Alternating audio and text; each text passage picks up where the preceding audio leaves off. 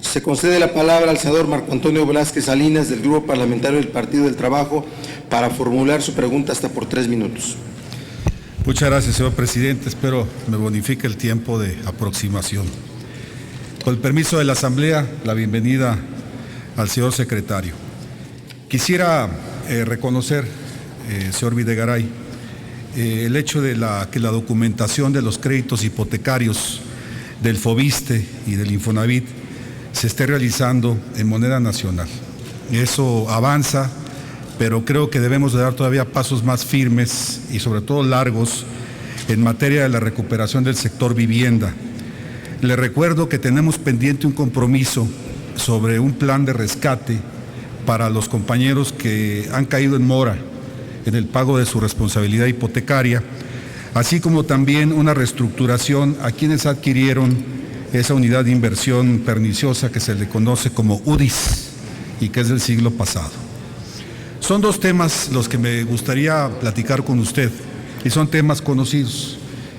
Atino, el IVA en la frontera, ese es uno de ellos. Déjeme comentarle que, de acuerdo al debate académico que sostuvimos hace casi un año en la Secretaría de Hacienda, me quedó la impresión de que a usted también le quedó la impresión de que no era propiamente una medida conveniente. Sin embargo, por la manera como se estaba presentando la situación, se tuvo que sacar adelante.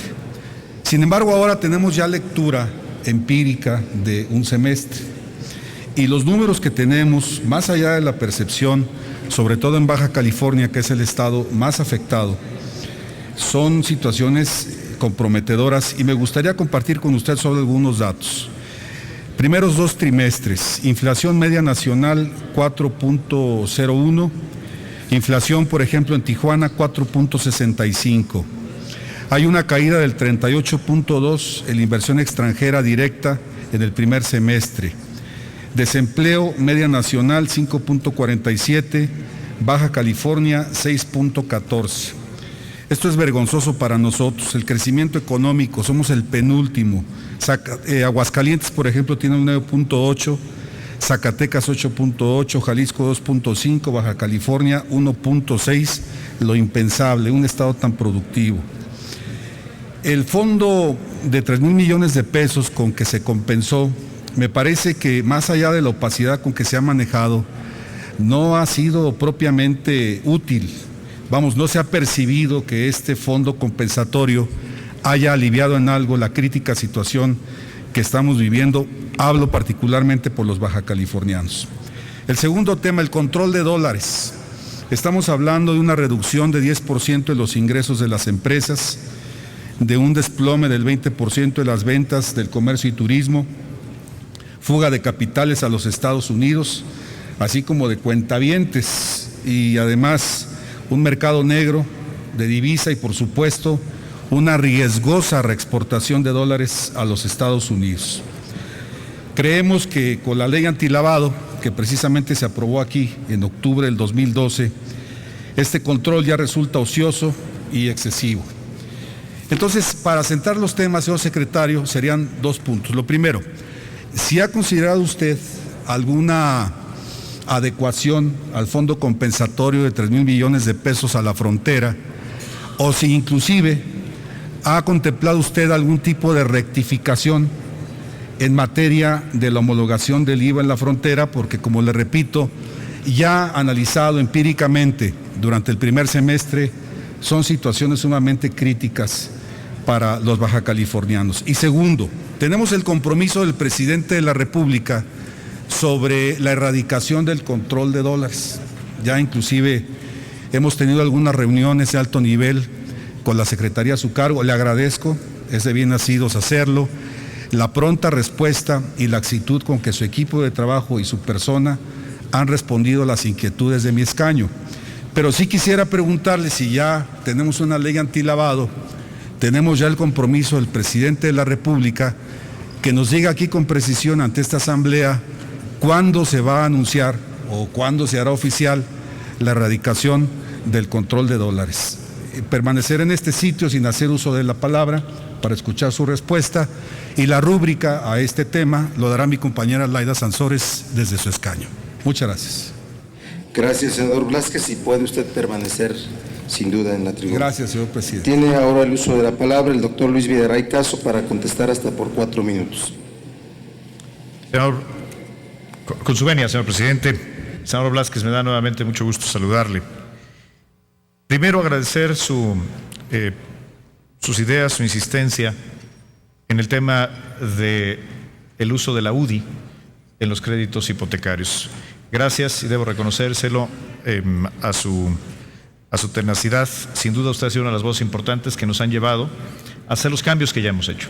Por ejemplo, usted citaba el caso de los créditos del FOBISTE, donde ya por primera vez se otorgan en pesos, ya no en UDIs, y reconozco también al senador Joel Ayala por el impulso a esta medida. Y además, esto nos ha permitido, y gracias a la reforma financiera que aprobó el Senado de la República, ahora los créditos no solamente se otorgan en pesos a tasa fija, sino también ya no están sujetos a los límites de un sorteo, sino que cualquier trabajador del sector público que quiera acceder, sector público federal, que quiera acceder a un crédito a vivienda, lo puede hacer si cumple con los requisitos sin tener que pasar por un sorteo. Lo último que quiero venir a hacer al Senado de la República es dar la impresión de que no está haciendo un esfuerzo especial la región fronteriza para contribuir al desarrollo. Entendemos que la homologación del IVA representa un reto y un esfuerzo adicional para las familias, para los comercios, para los negocios de esta región. Creo, sin embargo, que es importante, al reconocer este esfuerzo, ser objetivos, como usted mismo lo manifiesta, en el análisis de los datos. Conozco bien el estudio del Colegio de la Frontera al que usted se refiere, no comparto su metodología. Y lo que tenemos son los datos del Instituto Nacional de Estadística, el INEGI, que me gustaría compartir con usted y con las senadoras y senadores. En materia de inflación, que es tal vez el dato más importante, puesto que ese es el efecto, el canal por el cual se transmitiría algún efecto hacia la economía, o se transmiten los efectos del incremento en el IVA hacia el resto de la economía. Como usted bien señala, el Índice Nacional de Precios al Consumidor, en el periodo a agosto del año corriente, a nivel nacional tiene un incremento a tasa anualizada del 4.15%. Según el propio INEGI, la tasa en la región fronteriza es del 4.29%. Es decir, es una diferencia de apenas el 0.14%. Cuando vamos a los distintos componentes, encontramos que, como era de esperarse, la diferencia en la inflación está fundamentalmente en uno de los subíndices, en el componente de mercancías distintas a los alimentos, en virtud de que los alimentos continúan sin tener IVA ni del 11 ni del 16. Ahí la diferencia en el subíndice de mercancías no alimenticias es de 2 puntos porcentuales. Y este es un dato que debemos de ponderar en toda su magnitud. Si todo el incremento del IVA se hubiera trasladado a los consumidores, la diferencia naturalmente en este subíndice de mercancías distintas a los alimentos tendría que ser del 5%. Al ser únicamente de 2% la diferencia, quiere decir que el 60% del incremento no se está trasladando a los consumidores, lo cual valida la hipótesis de que una muy buena parte del diferencial del IVA no estaba beneficiando a las familias de la frontera, a las familias de Baja California, sino que estaba beneficiando en su margen de utilidad a las cadenas distribuidoras, muchas de ellas de carácter nacional. Si vamos por ciudades, hay una gran heterogeneidad en el comportamiento de la inflación entre las distintas ciudades fronterizas. Es cierto, Tijuana, por ejemplo, tiene una inflación del 4.51. Esto es alrededor de 30.36% superior. No 5%, no son 5 puntos, es menos de la mitad de un punto porcentual la inflación adicional que tenemos en Tijuana.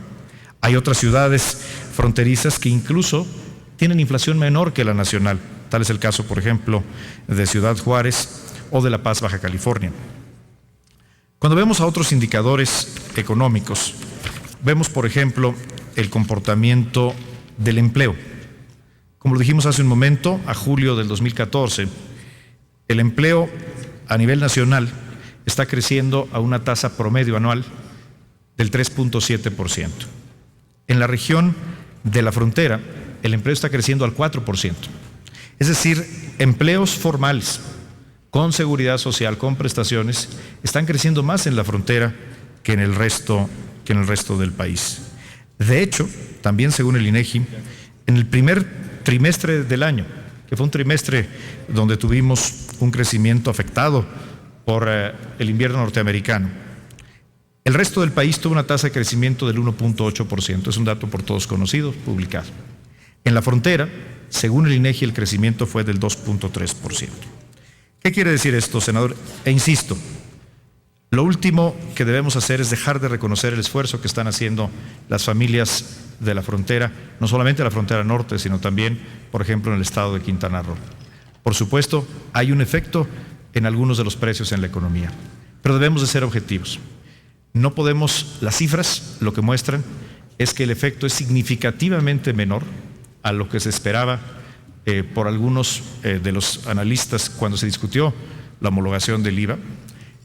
Y además, en algunos de los indicadores, la frontera va mejor que el resto del país, en crecimiento económico y en generación de empleo formal. Con mucho gusto, y ojalá tengamos la oportunidad de reunirnos, como lo hemos hecho en otras ocasiones, para discutir este tema con mayor amplitud. Con respecto al control de dólares, usted me hace una pregunta muy puntual, le respondo también de manera puntual. ¿Cuándo presentará el Ejecutivo Federal las nuevas reglas para el uso de dólares, particularmente para las empresas en la región fronteriza? El día de mañana, señor senador, el presidente de la República firmará el decreto en la ciudad de Reynosa, Tamaulipas, que permitirá eliminar los límites en el uso de dólares en efectivo para las empresas que cumplan con las obligaciones que se señalan en el propio decreto. Muchas gracias, señor senador. Gracias, secretario.